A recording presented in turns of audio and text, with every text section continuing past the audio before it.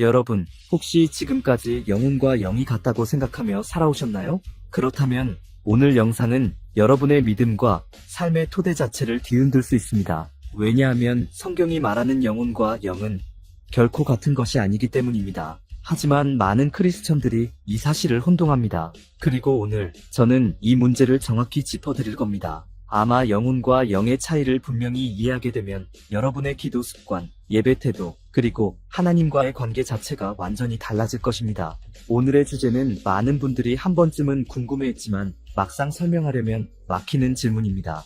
영혼과 영의 차이점은 무엇일까요? 이 차이를 알게 되면 하나님과의 관계가 명확해지고 내 감정과 신앙의 방향이 한 줄로 가지런해집니다. 오늘 이 시간은 단순한 개념 설명을 넘어 여러분의 삶 전체를 정렬하는 영적 재설정의 시간이 될 것입니다. 먼저 30초만 집중해주세요. 여러분 안에서 기쁨과 슬픔을 느끼고 결정의 무게에 흔들리는 그 영역이 있습니다. 또 하나, 세상이 흔들려도 설명하기 어려운 평안이 조용히 흘러들어오는 영역이 있습니다. 전자는 영혼의 소리이고 후자는 영의 숨결입니다. 이 두 가지를 구분할 수 있을 때 우리는 감정에 끌려다니지 않고 진리 위에 서서 사랑할 수 있습니다. 성경은 사람을 몸과 영혼과 영의 통합체로 묘사합니다. 창세기에서는 흙으로 지어진 몸에 하나님의 생기가 불어넣어지자 사람이 생명, 곧 살아있는 존재가 되었다고 말합니다. 여기서 살아있는 존재로 번역된 히브리어 네페시는 자기 인식과 감정과 의지를 아우르는 영혼을 뜻합니다. 반면 영은 루아흐라고 불리며 하나님의 숨, 하나님의 바람, 하나님의 임재와 연결되는 차원입니다. 신약에서는 영혼을 푸시케, 영을 푸뉴마라고 구분합니다. 단어가 다르면 기능도 다릅니다. 영혼은 여러분의 감정과 생각과 의지가 모여있는 집입니다. 기쁠 때 춤추고 억울할 때 끓어오르고 결단 앞에서 떨리는 곳입니다. 시편 기자가 내 영혼아 어찌하여 낙심하는가, 내 영혼아 하나님을 바라보라 하고 스스로를 일으킨 장면을 기억해보세요. 낙심도 소망도 영혼의 영역입니다. 중요한 시험을 앞두고 잠 못 이루는 밤, 그것이 영혼의 떨림입니다. 영은 하나님과 직접 연결되는 깊은 통로입니다. 욥기는 사람 속에 있는 영과 전능자의 호흡이 깨달음을 준다고 말합니다. 전등을 켜는 스위치가 영혼의 의지라면 전기와 연결된 배선이 영입니다. 영은 진리를 알아듣고 하나님의 뜻에 순종하도록 우리를 일으킵니다. 전도서는 흙은 땅으로 돌아가고 영은 그것을 주신 하나님께 돌아간다고 선명하게 말합니다. 영의 근원과 방향은 하나님께로 향합니다. 영혼과 영의 차이를 가장 선명하게 가르는 성경의 칼은 히브리서의 말씀입니다. 하나님의 말씀은 혼과 영과 및 관절과 골수를 찔러 쪼개기까지 하며 마음의 생각과 뜻을 판단합니다. 이 구절은 둘이 구분된다는 사실만이 아니라 무엇으로 구분되는지도 알려줍니다.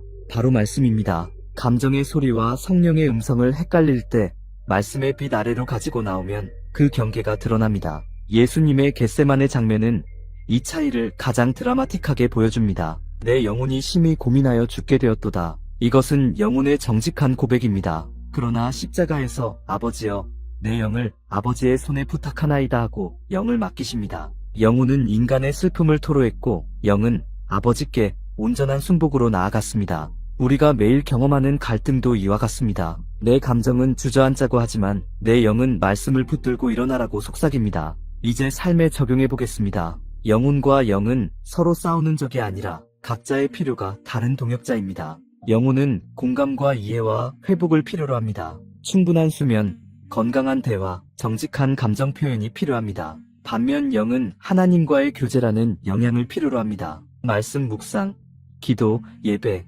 침묵의 시간, 순종의 작은 실천이 영을 강건하게 만듭니다. 영혼이만 건강하고 영이 굶주리면 감정은 섬세해지지만 방향을 잃습니다. 반대로 영만 강조하고 영혼을 방치하면 경건한 체력만 남고 마음은 메말라 타인을 상처 주기 쉽습니다. 둘 다 돌보아야 합니다. 구체적으로 무엇을 할까요? 첫째, 하루 시작 10분을 성령께 드립니다. 오늘 제 감정의 파도와 제 영의 나침반을 주님께 정렬합니다라고 고백하며 짧은 본문을 소리내어 읽고 한 문장을 붙듭니다.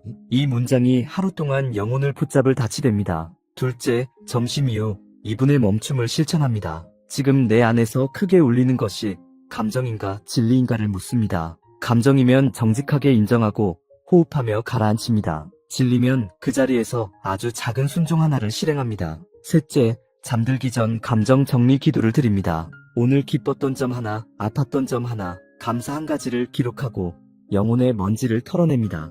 동시에 내일 순종해야 할 한 가지를 적고 영에게 방향을 줍니다. 영혼과 영을 구분하는 데 도움이 되는 진단 질문을 드립니다. 첫째, 지금 나의 선택을 밀어붙이는 동력은 감정의 기세인가, 말씀의 확신인가? 둘째, 이 결정이 지금 당장 통쾌하지만 내일 나를 더 자유하게 할까, 아니면 더 묶이게 할까? 셋째, 이것을 주님 앞에서 홀로 서서도 말할 수 있는가? 넷째, 이 선택으로 사랑이 자라나는가 아니면 자존심이 커지는가? 다섯째, 평안이 머무는가 아니면 설명하기 어려운 초조가 자꾸만 올라오는가?